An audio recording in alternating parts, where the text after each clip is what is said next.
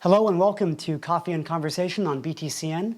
I'm your host, Shashank Bengali, and I'm here today with Dr. Karippur Nanda Kumar.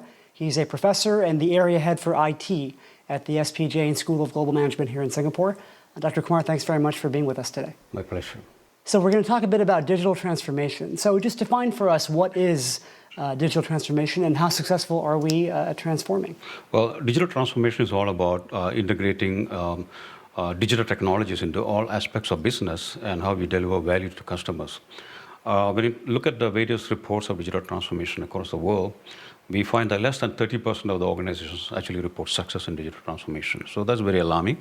And most importantly, more than 50% of the organizations are discouraged by the cause of such failure, which is again, very alarming as well.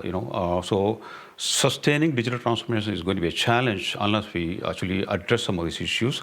At Jain School of Global Management, we conduct a lot of applied research, and the fact that we are in multiple cities like Singapore, Dubai, Sydney, and Mumbai, we have an opportunity to meet companies and understand the issues across the Asia-Pacific region. And so how do you define success and failure when it comes to DT? Right. In general, a project is considered successful if it has delivered all the proposed functionalities and features, on time and, of course, within the budget. But more importantly, it has to deliver the outcomes that it's intended for. Otherwise, it becomes a white elephant. So that's the main challenge. So when it comes to digital transformations, these desired outcomes could be enhancing customer experience.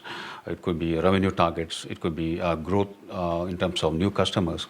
So that's where a lot of projects go wrong. It achieved all the functionalities, but not the outcomes. Because of the constantly evolving pace of technology, it's difficult to have digital transformation as a one-off project. So it's going to be an ongoing effort, and there could be several projects that we need to embark on in order to achieve the desired outcomes. And so without naming any names, can you give us an example of a transformation project that went wrong and why? Right. General Electric is a well-known company. It's an American multinational. They are into power, healthcare, aviation, So they embarked on a digital transformation journey in 2013, around 6 years back. And actually, they formed even a separate business unit called GE Digital. And the objective was actually to transform GE into a digital industrial company. Really transforming all the products and services, leveraging technologies such as Internet of Things, data analytics, and so on. But despite the fact that they pumped billions of dollars into the project over many years, the outcomes expected has not been as successful. For example, they wanted to have $15 billion worth of software sales by 2020, but they're nowhere near that. And they built a platform called Predix, which is actually an Internet of Things platform. It has not really been completed on schedule. There's been delays. And in terms of adoption, their own industrial divisions have not been adopting it. And of course, they're not able to compete that well in the market as well. So when a company of the size of GE, a global company, has this kind of a failure, it naturally raises questions about the cost of it, the possibility that you'll put all this money into it and still not come away with a successful transformation. Why are companies still pursuing these types of transformations? What is in it for them in the long run? I think in general, digital transformation is all about enhancing customer experience, of course, improving revenues and improving differentiation. So when we ask this question across the region, I think the very first thing came about when it comes to digital transformation is they really want to have a competitive advantage within the current business. Then they want to think about creating new business models. Of course, keeping pace with the competitors, cutting costs. This came out to be very important for any business in any domain that we operate. So digital transformation is, for them, is one way to achieve that. And so we've all, as consumers, seen examples of companies that make a transformation. They redesign digital product. They undergo some change in their website infrastructure, these kinds of things.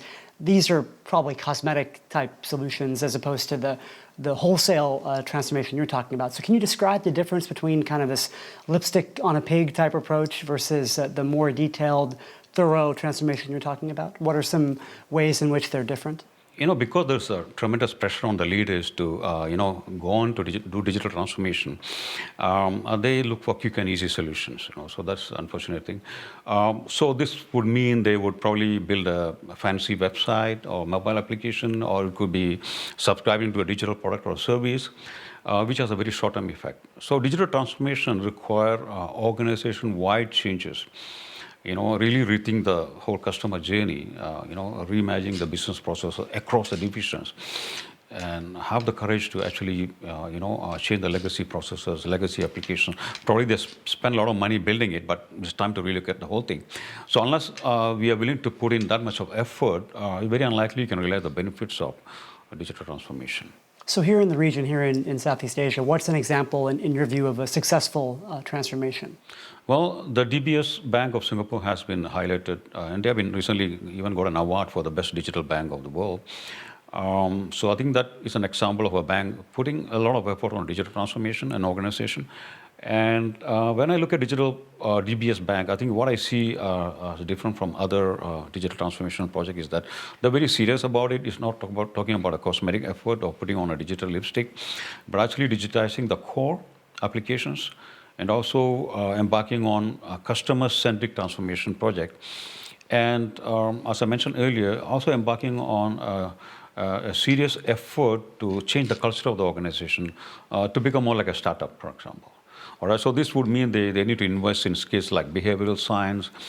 They need to encourage innovation, risk-taking among the employees, maybe by taking on, encourage them to take on, say, hackathon, and really empowering employees to make decisions rather than waiting for the decision from the top.